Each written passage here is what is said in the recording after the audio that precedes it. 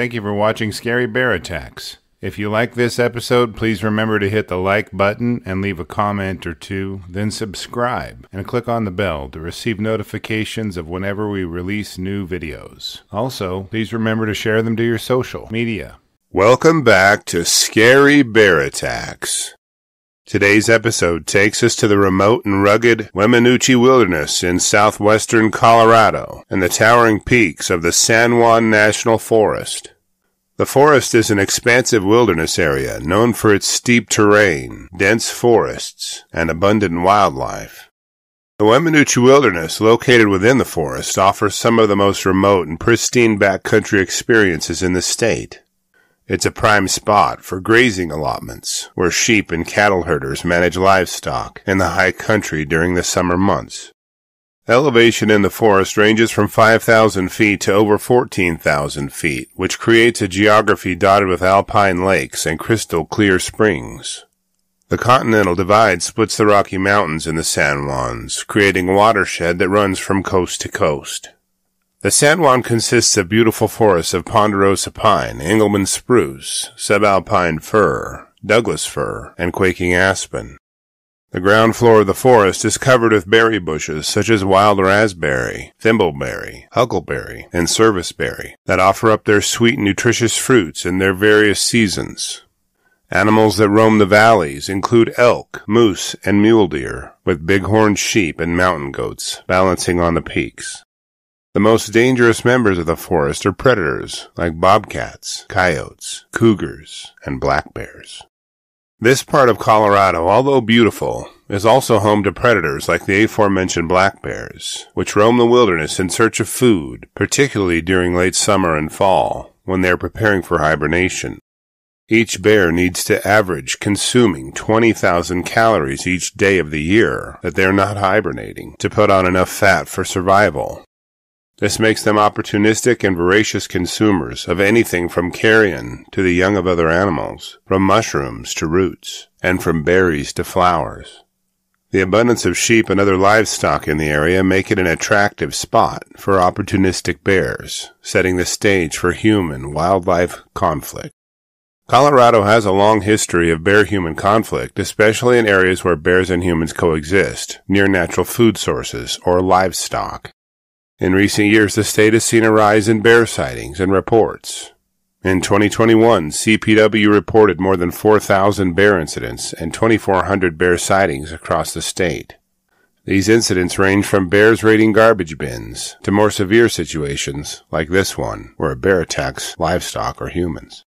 Just after 3 a.m. on Tuesday, September 11th, 2023, a 35-year-old sheep herder, whom we'll call Don, awoke to a disturbance at his camp near Lemon Reservoir, approximately 23 miles northeast of Durango.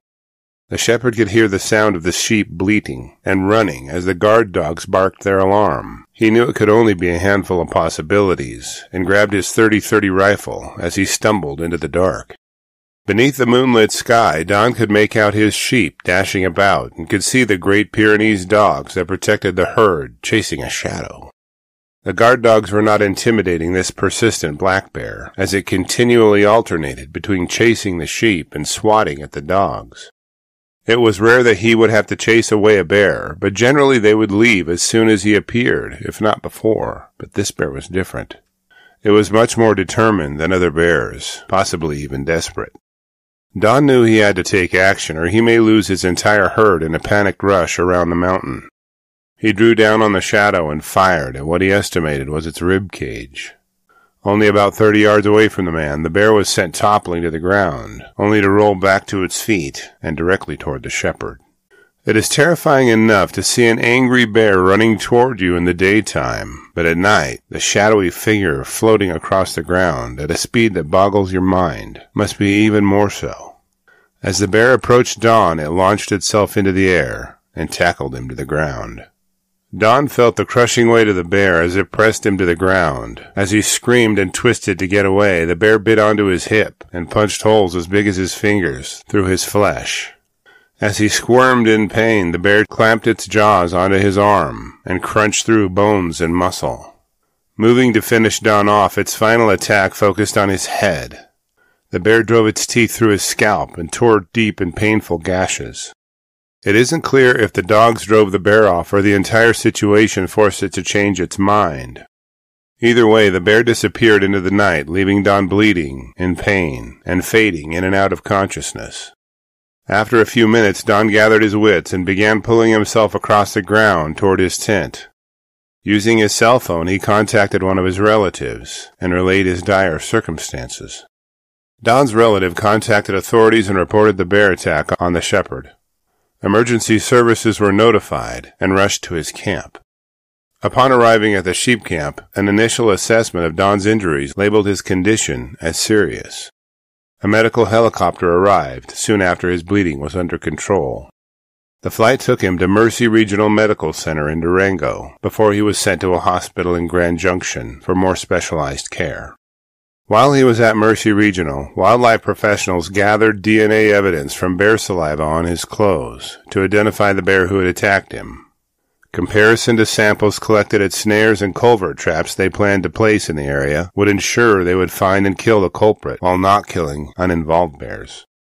While Don was being ferried to the hospital, wildlife officers converged on his camp.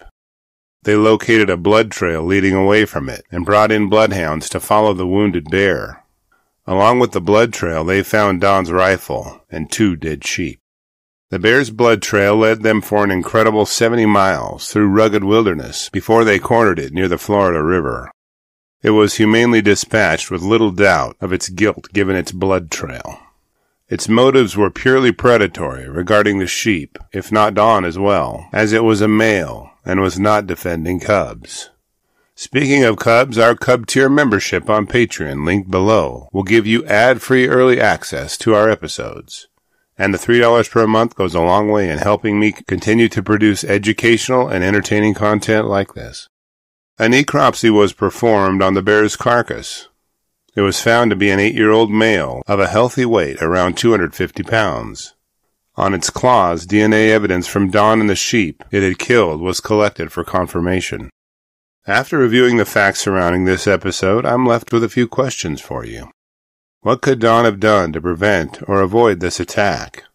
Should sheep herders in bear country have more protection like electric fencing or bear deterrence? And with the rising number of bear incidents in Colorado, what steps can be taken to balance conservation efforts with public safety? I will gladly read and reply to your thoughts, so post them in the comments section below, and let's talk about it. Thank you for watching Scary Bear Attacks. If you've enjoyed this episode, please consider clicking on the like button and clicking on the bell icon. We'll help you know when we post our new episodes. Posting our video links to your social media profiles furthers awareness, and it's fun. We slashed our prices in our merch store, linked below, so check out the bargains there while you shop. As a member of our human community, remember to adventure bravely and be careful out there, especially in bear country.